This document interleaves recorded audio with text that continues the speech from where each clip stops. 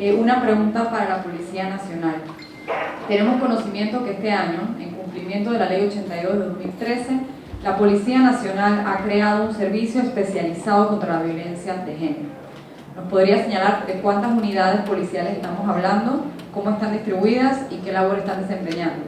Sí, estamos hablando de 190 unidades que están distribuidas a nivel nacional, ¿ya? Tanto en las comarcas como todas las provincias, obviamente incluye Colón y todo el urbe metropolitano. San Miguelito, que es obviamente San Miguelito la sede y en las diferentes subestaciones, ¿ya? Entonces en cada subestación por lo menos hay una unidad de lo que es el servicio especializado. Nos encargamos obviamente a nivel nacional de atender los casos, todos los oficios que emana el Ministerio Público, o sea la Fiscalía. Nosotros damos seguimiento al mismo, realizamos las visitas domiciliarias, estamos en constante comunicación con la víctima para ver, obviamente, y todos sabemos que en ocasiones las parejas pueden regresar. En ocasiones las víctimas no nos comunican directamente ni a nosotros, ni a la policía, ni a la fiscalía, de que ha regresado con su pareja o que le ha dado una segunda oportunidad o tercera oportunidad. ¿Cómo nos percatamos? Haciendo las visitas domiciliarias, ¿ya? Entonces estamos en constante, por lo menos esas 190 unidades que están capacitadas o especializadas, nosotros nos reunimos por lo menos una vez al mes para ver todas las problemáticas que se están dando a nivel nacional. Nos gustaría, de sus experiencias, que hicieran un balance del sistema penal acusatorio. Del informe del Ministerio Público citamos un párrafo contundente y alarmante a la vez. El sistema penal acusatorio es un sistema de justicia penal que requiere de la participación activa de las víctimas de violencia contra las mujeres en todas sus facetas, y particularmente en juicio, para generar en los jueces la convicción de culpabilidad del acusado. Difícilmente se logra la condena sin ellas, salvo que hayan sido asesinadas. Les pregunto, ¿cómo mejoramos esta situación en un delito tan particular? Desde nuestra experiencia en Fundamorgan hemos visto cómo carpetillas bien trabajadas, con evaluaciones por parte de medicina legal, testimonios, etcétera, no llegan a juicio. ¿Qué está haciendo falta? ¿Más personal, capacitación, sensibilidad, adecuar el sistema? Sí, bueno, yo considero que todavía nos falta en la comunidad, en la sociedad, entender que el sistema privilegia las salidas alternas a lo judicial. El diseño del sistema es para que lleguen a juicio un mínimo de casos. Hay quienes hablan de 3%, otros hablan de 5%, pero un mínimo de casos. Por lo tanto, cuando hablamos de delitos de grave connotación social, indistintamente sean violación, homicidio, femicidio, ¿qué se busca? Hasta inclusive antes de iniciar el debate oral, se busca, y los jueces así lo promueven porque es por mandato de ley, no es porque no se quiera hacer el trabajo, no se quiera hacer el juicio, es que la ley manda desde los principios a que debemos explorar esta solución antes del debate. Entonces los acuerdos de pena se hacen incluso antes de que se inicie el juicio. Y eso, como las otras alternativas de las que habló la colega, pero en fases anteriores al juicio. Así que, aunque sea o parezca alarmante decir, bueno, pero si tenemos una muy buena carpeta, ¿por qué no llega a juicio? Bueno, yo creo que es importante tener presente que no llegó a juicio, muy probablemente porque se hizo un acuerdo de pena. Pero no traduzcamos. Eso sí, yo debo, por favor, solicitarles que consideren que no se traduce el acuerdo de pena en un visado para la impunidad. Hay un cuestionamiento sobre los acuerdos de pena en donde se dice, bueno, pero es que son muy bajos. O sea, hay rangos legales dentro de los cuales se puede negociar un acuerdo de pena y estos rangos son revisados por un juez de garantía cuando es ante ellos que se presenta este acuerdo para ser validado. Ese juez de garantía es un juez constitucional y debe verificar que el monto o el quantum de condena se ajusta a ese rango que prevé la norma y además que no sea banal y que no haya indicios de corrupción en cuanto a esa negociación que hubo entre Fiscalía e imputado, defensa e imputado.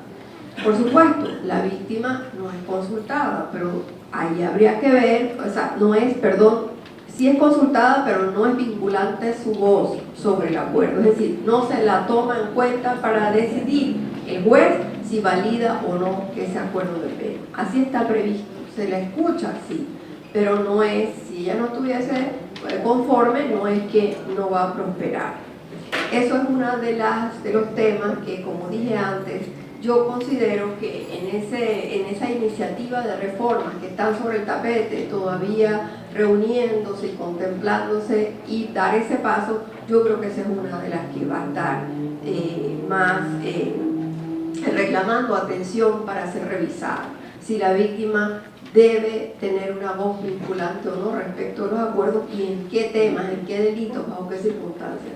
Hubo una ley, ahora en marzo de este año, en donde se puso algunas limitantes en la temática de delitos sexuales para acceder a, por ejemplo, trabajo comunitario. Pero el acuerdo de pena no está vedado, es aplicable a todos los delitos. Eso es una de las cosas que quiero que quede claro. Yo no me he opuesto a acuerdos de pena en femicidios, y que a veces el cargo es femicidio, violación y robo, porque me parece que lo que implica el juicio en el caso de que fuese un femicidio, lo que implica el juicio para los familiares que están todavía de duelo, que están todavía sufriendo la pérdida de este ser querido, versus lo que implica este acuerdo de pena, hay muchas que dicen preferimos que haga el acuerdo de pena, estamos conformes. Y en esos temas también quiero aclarar, no voy a quedar distorsionado lo que digo, que aunque la ley no nos obligue a los fiscales a tomar en cuenta como vinculante lo que la víctima plantea, nosotros sí. Nosotros en juicio, al menos en la fiscalía en la unidad que yo lidero, pues nosotros no hacemos acuerdos de pena en estos tipos de delitos y casi en ninguno si la víctima no está conforme. Creo que eso hay que revisarlo, lo mismo que el recurrir más al anticipo jurisdiccional de la pena, de la prueba testimonial, que aunque como está contemplada pareciera que hay que recurrir a una interpretación flexible que admita que estas víctimas no debemos revictimizarlas esperando al juicio para ser escuchadas, y no, lo digo porque no todos los jueces de garantía admiten o le dan pase a esta fórmula de rescatar el testimonio de la víctima. Dicen que pero si está viva y está bien y tiene salud, ¿por qué no voy y no se va a ir del país? ¿Por qué voy a ahora adelantar este paso? Entonces, pero hay que hacer la argumentación y ponernos de acuerdo para que efectivamente este juez admita que sí, es saludable y además es consecuente con los derechos humanos de esta víctima. Al menos esas observaciones puntuales. El acuerdo de pena no significa que la persona no va a ser sancionada. Yo creo que eso es algo que hay que rescatar. La persona acepta la responsabilidad que tiene y a partir de eso entonces es condenada por el delito que ha cometido, ¿no? Entonces en ese sentido es un instrumento que da el sistema, ¿no? Y que bueno, está a la base pues del tema de terminar el proceso de otra forma que no sea el juicio, ¿no? Desde el órgano judicial pues quería comentarles que se hace un esfuerzo permanente de formar a nuestros jueces, juezas y defensores, no me cansaré de decirlo, con perspectiva de género, para egresar del técnico de formación judicial, que ahora con la implementación de la carrera judicial es un requisito, tiene que pasar por justicia inclusiva y tiene que ver el tema de perspectiva de género. Constantemente estamos fortaleciendo el tema del uso de las convenciones, Belén do Pará, CEDAW, las reglas de Brasilia. Los que nos han visto en otros eventos saben que estamos constantemente con eso, porque claro, con el tema de la discrecionalidad del juez, al final es en el criterio de él, en la medida en que puede incorporar o no estos instrumentos, ¿no? Pero con la formación hemos visto el resultado. Hay jueces de garantía que no han aceptado acuerdos de pena y dicho no, esto viola las garantías. Hay jueces de garantía que no bueno, ya se notificó al defensor de víctima, entonces no podemos seguir adelante con este proceso. O sea, esos son indicadores de buenas prácticas que nos dicen, bueno, por aquí es el camino a través de la sensibilización y de la formación que podemos generar cambios efectivamente en el sistema. Que claro, que ahora es el tema de la inmediación, que son, los tiempos son rapidísimos, pero los femicidios que han ido a acuerdo de pena, o sea, todos tienen una sanción. Yo les invito a que verifiquen los femicidios antes que entrar al sistema penal acusatorio, al menos en el primer distrito judicial, había algunas soluciones. Entonces veamos eso, lo que había antes versus lo que hay ahora. No estamos diciendo que es una sanción ejemplar, porque eso es un criterio también individual de cuánto es lo que yo considero que es ejemplar. Pero hay condenas, hay gente detenida, cumpliendo penas importantes. Me lo vas a preguntar, no sé si después o voy bien de una vez para eso. Ajá, sí, pero se están haciendo esos esfuerzos para fortalecer la defensa de víctimas. También quiero comentarles que los centros de mediación están capacitados para no hacer mediaciones donde se sospeche por ahí que hay una situación de violencia doméstica, y ha pasado que nos han llamado a la oficina, licenciada, hay un caso de apropiación indebida, pero esta persona tiene una medida, la tuvo hace no sé cuántos años, no, eso no puede mediarse porque está prohibido mediar en situaciones donde hubo relaciones, donde hubo una situación de violencia doméstica, ¿no? Entonces también el tema de los facilitadores judiciales para hacer que en las comunidades llegue la información, ¿no? Yo creo que todos los que somos intervinientes en el sistema de justicia, tanto los que estamos desde la parte pues, judicial como los que están en las asociaciones de derechos humanos, tenemos ese deber de informar a la víctima de lo que significa hacer una denuncia en el sistema penal acusatorio. Más que decir que el sistema es malo, que el sistema no funciona, es el sistema que está. Hay avances importantes. Para mí, en la experiencia que hemos tenido, ver a una víctima que sea escuchada en una audiencia de cumplimiento es un avance que hace 5 años era impensable y hoy está sucediendo en nuestros juzgados de cumplimiento. Entonces son figuras que necesitan fortalecerse porque nunca van a ser suficientes el recurso humano y material que tenemos, pero que existen. También hay amparos en la corte. Hay víctimas que no están de acuerdo con el acuerdo de pena y van y amparan en la corte. Entonces la corte también se ha pronunciado sobre esos temas, ¿no? Entonces no es una visión absolutista, ¿no? De que todos los acuerdos de pena son impunidad, o que el acuerdo de pena es impunidad, que no hay una posibilidad de actuación procesal si yo soy una víctima. No, hay recursos, usemos los recursos que tiene el sistema para poder ir adecuando, ¿no? Mientras se da efectivamente la reforma de la ley. Le quería preguntar al órgano judicial y al Ministerio Público que en el cuestionario que se les remitió por parte de la Defensoría del Pueblo se preguntaba sobre decisiones emblemáticas dictadas por los tribunales. Y quisiera concluir pues que nos cuenten alguna de ellas. Bueno, en decisiones emblemáticas me viene a la mente el caso de la joven que fue violada, asesinada y también despojada con violencia de sus bienes, es decir, dentro de la dinámica de la violencia ya en la isla Bastimento en Bocas. Esto no necesariamente es un ejemplo en sistema acusatorio, pero sí es algo que me parece digno de rescatar. El sujeto o agresor, el menor de edad, 17 años, cuando comete el delito, estos delitos, y fue procesado por la Jurisdicción Especial de Adolescencia. La pena que le impuso la juez no se estimó consecuente con una previsión de la Ley 40 que admite una graduación de esta pena por sobre 12 años, que es la máxima para homicidio, que es lo que reconoce esta ley como, insisto, máxima pena de prisión a aplicar. Entonces hubo una apelación y la apelación prosperó a una pena de 24 años que se entendió aplicada por el concurso de delitos, pero también más consecuente con la gravedad del daño causado. Irreparable es la pérdida de una vida, pero también el ultraje fue grotesco, ¿no? La forma de acometimiento de los delitos fue grotesco, ¿no? El abandono de los restos en este paraje solitario, por días, buscando los familiares lejos, queriendo saber, porque siempre hay ese pendiente, queremos recuperar el cuerpo de nuestra víctima.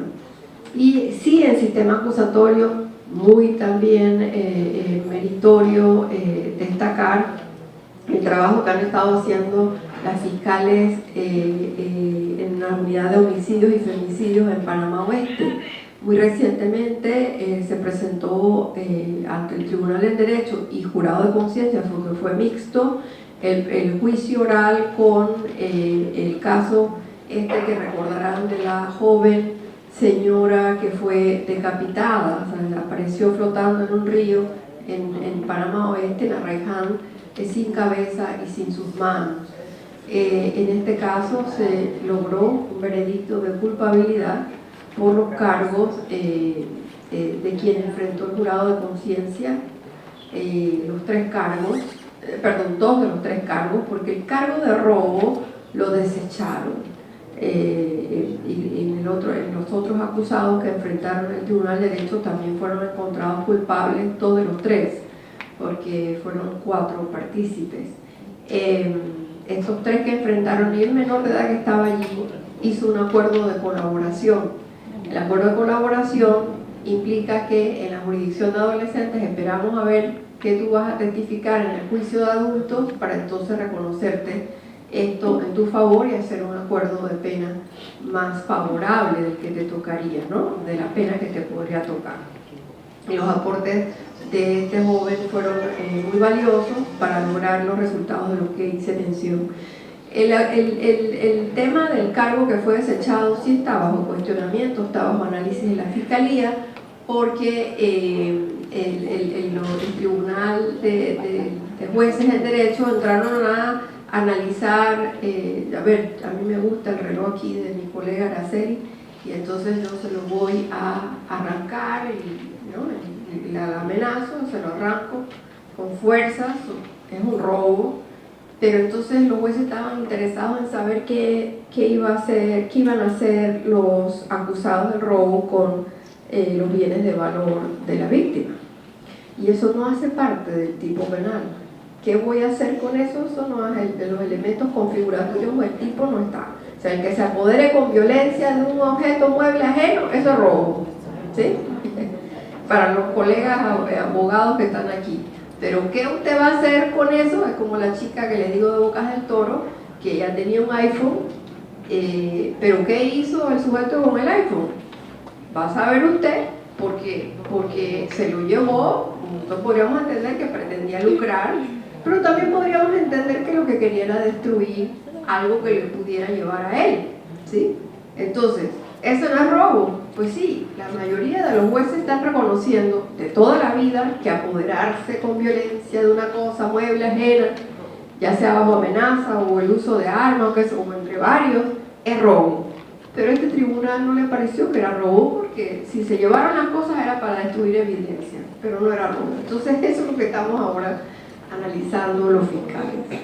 Pero son precedentes importantes. También, y por último, porque la verdad que tenemos muchas mejores cosas que contar que malas de los resultados en el trabajo que hace el Ministerio Público en estos casos, una tentativa de femicidio, que se logró también una pena de 20 años muy importante en juicio, aunque la vida de la víctima no hubiera estado en peligro. Antes se exigía que la evaluación médico-legal dijese que la vida estuvo en peligro. Bueno, en este fallo le aplicaron los 20 años, la vida no estuvo en peligro, pero la atacó con un cuchillo, con varias heridas en puntos no vitales, porque ella estuvo en movimiento, desesperada por zafarse de lo que sabía era una muerte inminente, ¿no?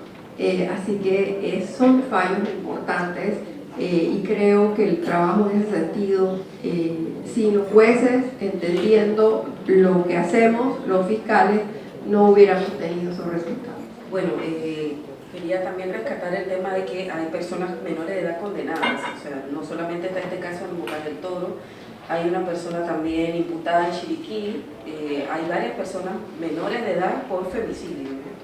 Entonces es un tema preocupante, ya no solamente estamos hablando del esposo o de la persona, qué sé yo, antes estaba el mito, ¿no?, de que la pareja mayor es que cela a la más joven, no.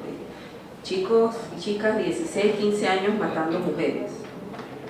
Me voy a referir a unas cuantas condenas. Por ejemplo, este año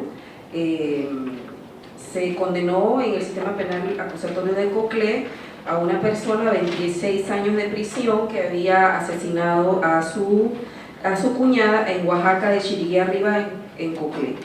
También en Herrera hubo una condena de 30 años de prisión a una persona que mató a una adulta mayor en el corregimiento de Monagrillo.